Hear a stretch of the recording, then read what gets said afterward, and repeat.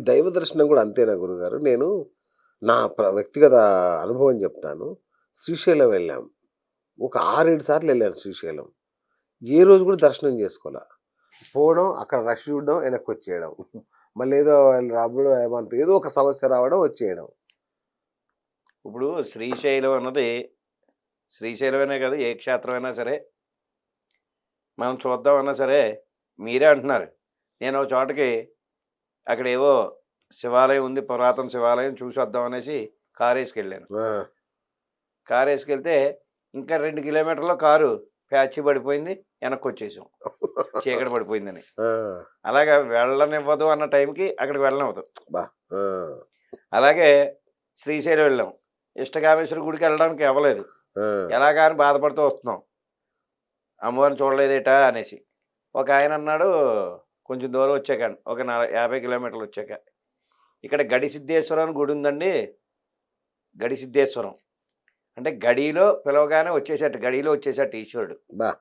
గడిసిద్ధేశ్వరం గుడి ఉంది. అక్కడికి వెళ్లి దండం పెట్టుకురండి అన్నారు. ఎవరో ఎవరో. రాండమ్‌గా. ఆ! మా కార్‌లో మా వాళ్ళందరూ తిడుతున్నారు నన్ను. అదిగో నువ్వు ఇష్టకామేశ్వరి గుడికి తీసుకెళ్ళకుండా అమ్మవారిని చూడకుండా వెళ్ళిపోతున్నాం మనం అనేసి నన్ను తిడుతూనే ఉన్నారు. నేను ఆళ్ళ మాటలు పట్టించుకోవట్లేదు. నేను వెళ్ళిపోయాం. ఆ! ఎప్పుడైతే ఈయన గడిసిద్ధేశ్వరం అన్నాడో వెళ్ళాం. వెళ్ళాక అక్కడ ఈశ్వరుడి దర్శనం చేసుకున్నాం. అక్కడున్న బ్రాహ్మణులన్నారు, "పక్కనేనండి ఇష్టకామేశ్వరి గుడి. వచ్చి దండం పెట్టుకోండి అమ్మవారిని" అన్నారు. ఆ ఇష్టకామేశ్వరి దేవుని దండం పెట్టుకున్నాం. ఆ! అప్పుడు అనిపించింది అక్కడ దర్శనం అవ్వలేదు. ఇక్కడ దర్శనం ఇక్కడ ఇప్పించావమ్మా అవ్వాలని అనేసి. ఉంది. ఆ! అది చూడండి. అలాగ మనం ఏ యొక్క ఫలితం ఇచ్చేస్తామో ఆ! దాన్ని బట్టే ఉంటుంది. ఓకే. ఓకే. మనం అనుకుంటూ ఉంటాం ఇవాళ బ్రాహ్మణుల దగ్గరికెళ్లి చూపించేయాలి. మన అవును. జాతకం ఏటో బాగోలేదని. అవును. కానీ మనం వెళ్ళే సమయానికే వెళ్తాం. హ్మ్. ఇంకొక డౌట్ గురుగారు. మంగళవారం చాలా మంగళప్రదమైందని మనం అనుకుంటాం. మంగళ అంటేనే హ్మ్. మంచిది అని. చాలామంది దీన్ని ఘాతవారం అంటారు. మంగళవారాన్ని ఘాతవారం అని చెప్పి ఆ రోజు ఎవరితో మాట్లాడరు. కొందరైతే ఫోన్‌లు రిసీవ్ చేసుకోరు.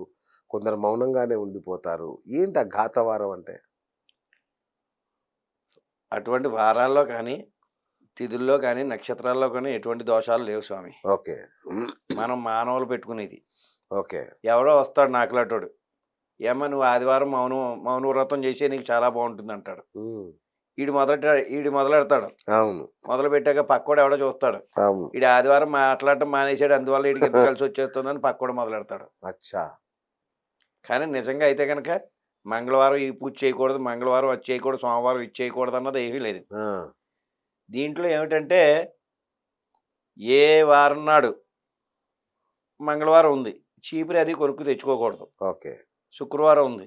చీపుర్లు అవి తెచ్చుకోరు. హ్మ్. ఇలా చిన్న చిన్నవి ఉన్నాయి కానీ, నువ్వు మంగళవారం మాట్లాడకూడదు. మంగళవారం మంగళవారం ఎవరికైనా డబ్బులిస్తే మళ్ళీ తిరిగి రావా ఏటి?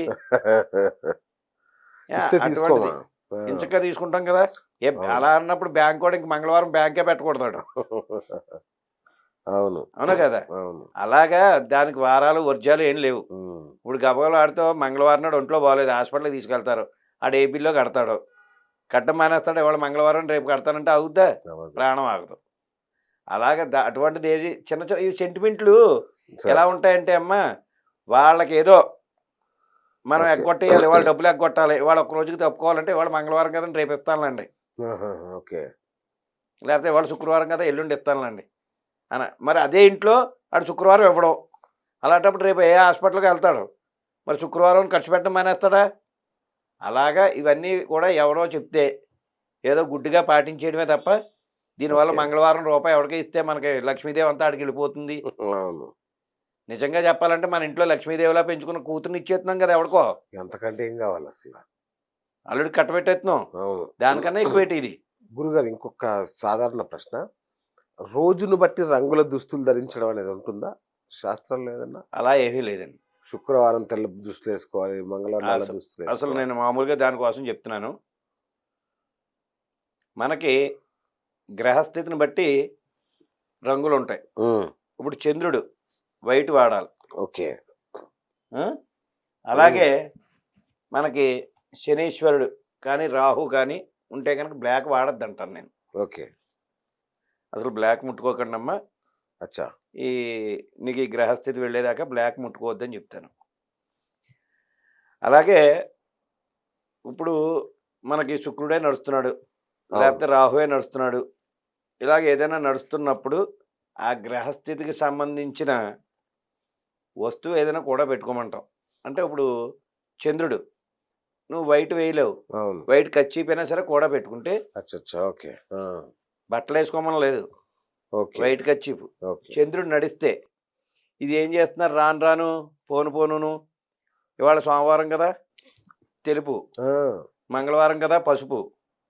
బుధవారం కదా! పచ్చ. అవును. ఇలాగా ర అవునండి. అవును. డ్రెస్సులేస్తున్నారు. అది అసలు అవును. అలా వేయకూడదు. ఓకే. మన ఆ! గ్రహస్థితి ఏం నడుస్తుందో దాన్నే. హుహుహు. దీనికి ఉదాహరణ చెప్తాను. మనకి బంగాళదుంప కూర ఇష్టం. అలాగే ఇష్టం అంటే ఆ గ్రహస్థితి ఇప్పుడు బంగాళదుంప అవును. నడుస్తుంది. అవును. బంగాళదుంప కూర మనకిష్టం తింటున్నాం. అవును. తింటున్నప్పుడు పక్కనే కాకరకాయ కూర కూడా దాంట్లో కలిపేస్తే తింటామా?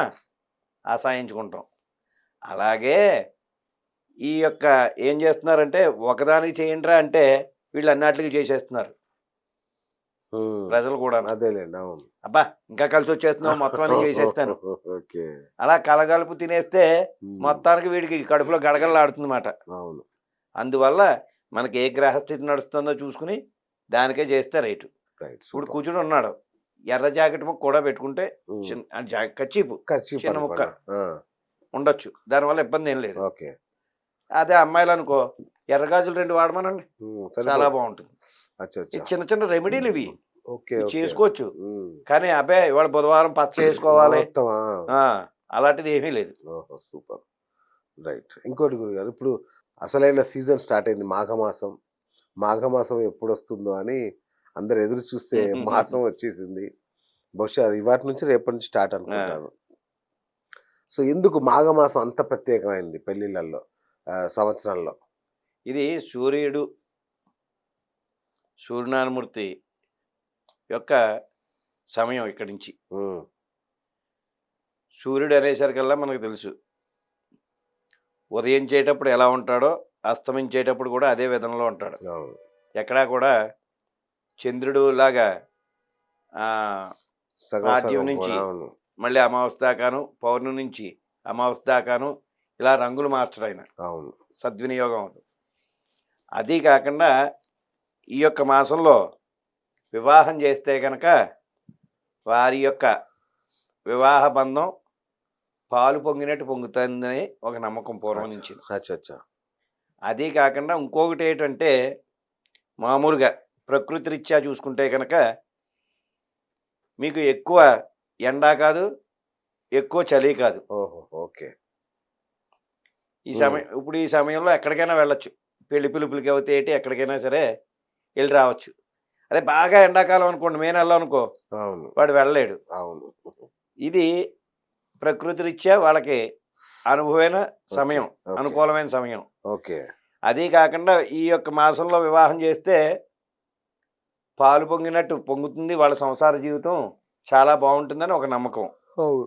ముహూర్తంలో ఎక్కడైనా సరే చక్కగా ఉంటే ఏ మాసం, ఈ మాసం గాదు. ఏ మాసమైనా చేయొచ్చు. హ్మ్. అచ్చా! కొంతమందున్నారు అబ్బే! కార్తీక మాసం చేయమండి మేమంటారు. అవును. కానీ కార్తీక మాసంలో వివాహం చేస్తే అమ్మాయినిస్తే గనక కన్యాదానం చేస్తే చాలా మంచిది. అయ్!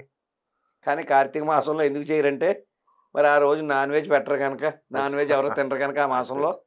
ఓహో! నాన్ వెజ్ కోసం ఆపేస్తున్నారు తప్ప, అయ్యా! మామూలుగా అయితే గనక ఆ! వివాహం చాలా మంది చేస్తారు.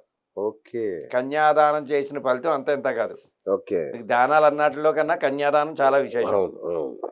నువ్వు ఎన్ని యజ్ఞాలు చెయ్యి, ఎన్ని యాగాలు చెయ్యి, ఎంత తపస్సు చెయ్యి. కానీ కన్యాదాన ఫలితం అంత ఫలితం ఇంకేది లేదు. హ్మ్. అయితే తెలియక చాలామంది అబ్బే! అదేమిటిలే అంటారు. అవును. అయితే నీ ఇంట్లో కుమార్తెను పెంచుకుని, ఆ కుమార్తెను తీసుకెళ్ళి ఇంకొకళ్ళకి వివాహం చేసి, వాళ్ళ కుటుంబాన్ని వృద్ధిలోకి తీసుకురామ్మా అని చెప్పి అవును. మనం ఇస్తున్నాం. అంటే ఎంత విశేషం. అబ్బా! హ్మ్. అదీ కాకుండా మన హిందూ సాంప్రదాయంలో చూడండి ఎక్కడైనా సరే, కట్టుబాట్లు కూడా అలాగే ఉంటాయి. వివాహం చేసిన తర్వాత ఈ తల్లిదండ్రిని మర్చిపోవడం, ఆ భర్తతోనే ఉండడం, జీవితాంతం "ఏమ్మా పుట్టింటికొస్తావా?" అంటే, మా ఆయన గారికి ఖాళీ లేదంటూ ఉంటుంది. అవును.